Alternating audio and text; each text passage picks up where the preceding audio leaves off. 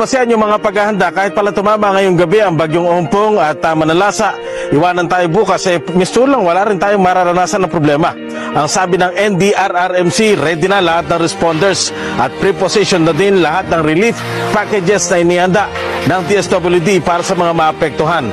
Kahit yung DOTR, papagamit yung mga pasilidad ng mga pantalan para sa mga mai-stranded na pasahero at ang DFA naman tutulong din sa mga OFW na maiipit sa kanilang biyahe tulad daw ng tulong at aksyon na binigay nila nung magkaaberya ang Xiamen Airlines.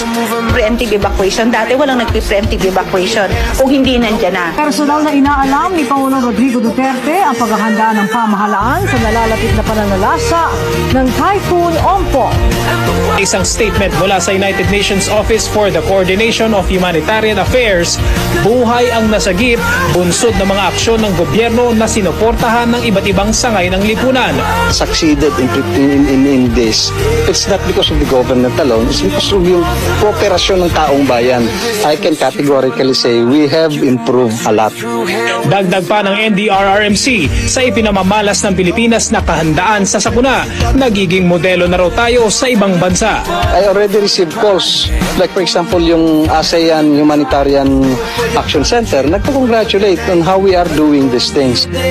Nais umano ni Pangulong Rodrigo ng Departamento ng Pamahalaan ang National Disaster Risk Reduction Management Council. Ito ay upang ang NDRRMC na ang mamahala sa paghahanda, prevention at mitigation sa mga natural disasters. Itong sinabi ni Pangulong Duterte sa ginawang situational briefing dito sa PD Camarines Sur.